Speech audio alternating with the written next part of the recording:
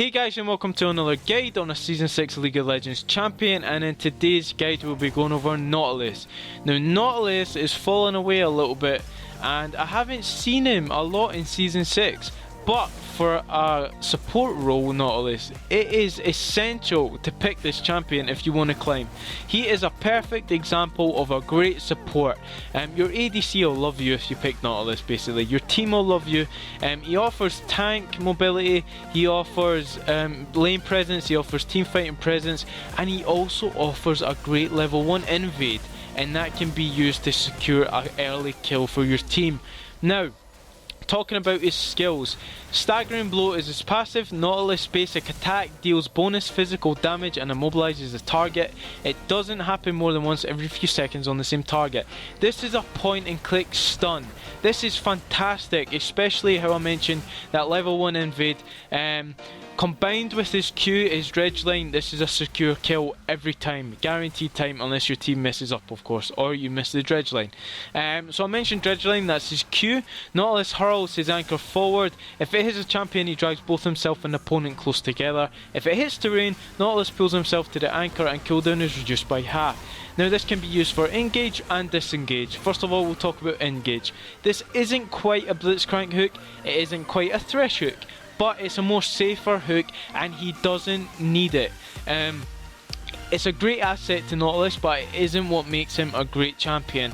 If you miss this hook, it doesn't really matter. It's more of a safe hook rather than your thresh or your blitzcrank. Most of the time you'll be playing passive in your lane until you have enough damage on your ADC to engage. So his W is Titan's Wrath. Nautilus gains a shield that blocks incoming damage. While the shield persists, his attacks apply a damage over time effect to enemies around his target. So this is phenomenal as well. He comes with a built-in shield as well as a point and click stun. What more could you ask for a safer support than this? So basically, once you've got 2 or 3 points in his W, you're soaking up damage like you'd never believe. For the Thunderlord's Decree, people who are getting chunked out by that as a support, you hit W, it negates the whole thing. I mean, it's a great sustain tool, and it's great for engaging as well. You pop that W, you go on with your dredge line, and the rest of your abilities will follow. It's an amazing engage tool. His E is Riptide. Nautilus slams the ground, causing earth to explode around him in a set of 3 explosions. Each explosion damages and slows enemies. So this can be used for 2 things, although one of them is for slowing down enemies. So once you've closed that gap with your dredge line, you've hit your point and click, your shield's up, you're doing all this damage and keeping them in place, they start to run away. You hit your E and they're slowed even more and they're not going to go anywhere. But also it can be used to clear waves of minions.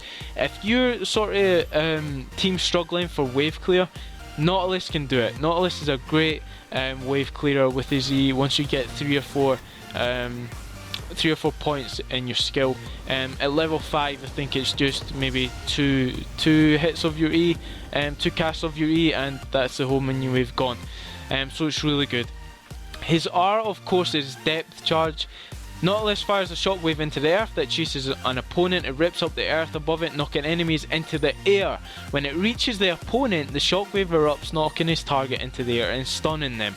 Now this is an amazing ult, combined with a Yasuo, and you get a wombo combo off it, or you just look to disrupt the team fight. It can be used for engaging, or it can be used for disengaging. Either way, it stops the enemy in their tracks, and it gives you a lot of room for fighting potential.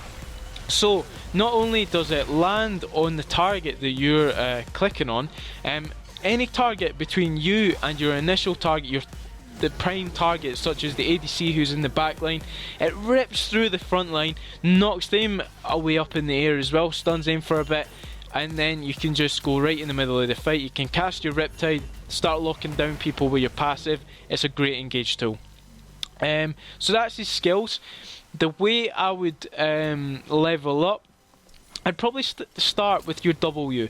It depends on your lane, of course. If you're in a poke orientated lane such as a Sona, and maybe a Jin. Now, probably Titan's Wrath is really good to get the procs for your Relic Shield, to heal up and get it for your ADC. It's a safer thing to do, saves you getting chunked out early on.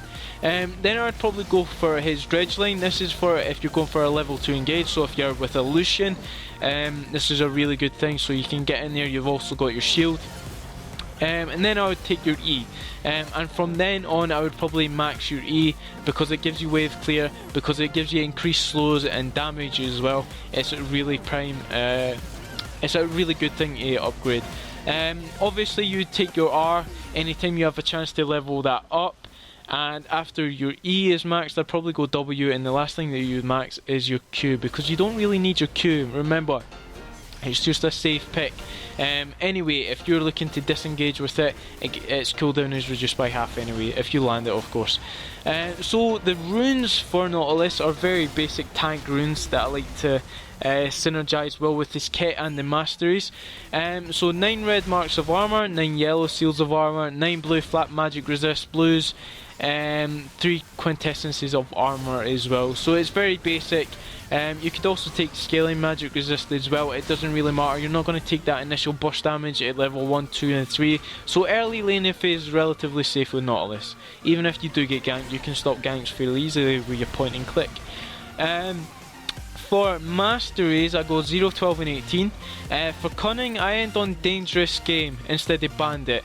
This is because champion kills and assists restore 5% of your missing health and mana, so it encourages team fights so that you're not and you can still cast out your E to slow down your targets. And you don't really need to worry about income on Nautilus, because I can almost assure you with Nautilus you're going to get tons of assists.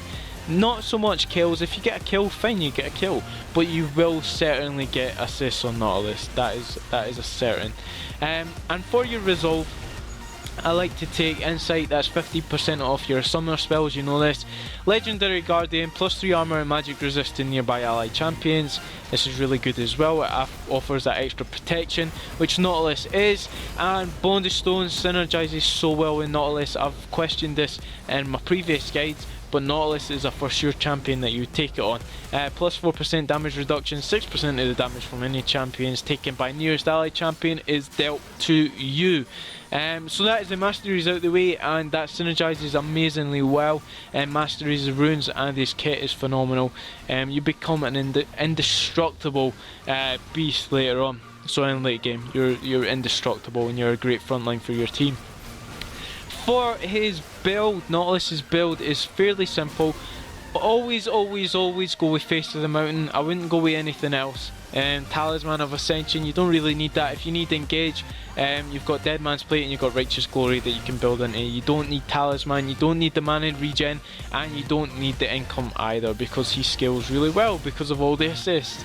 For your tank stats, Randuins Omen, obviously if they've got a lot of crit damage. In fact, I would probably just take this anyway, because it offers a slow on top of your kit as well, so it's almost impossible to get away with them. That's just adding insult to injury. Locket of Iron and Solari is good as well for if they have a fed AP laner who's bursty, such as a LeBlanc. Get that and it'll protect your team for a little bit, as well as the shields from Face of the Mountain. Deadman's Plate, I like to take that as well because it's a gap closure and it does the extra physical damage. Frozen Heart, if they have an all AD comp, I'd probably consider it, but other than that, you know, it's up to you. It's totally up to you the way that you build them. You get cooldown reduction from that as well.